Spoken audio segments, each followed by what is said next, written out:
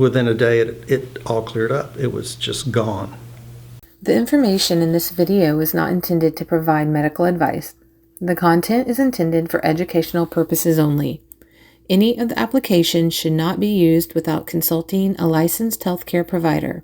The information presented is not intended to diagnose, treat, cure, or prevent any disease.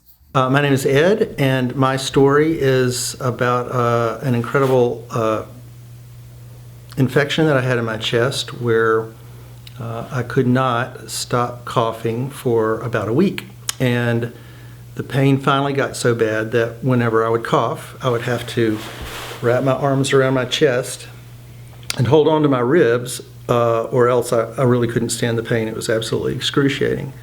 And one day, it popped in my head, castor oil pack. Why didn't I do a castor oil pack? I was very familiar with Cayce cures. I just didn't think about doing it. And so I did, and within a day, it all cleared up. It was just gone.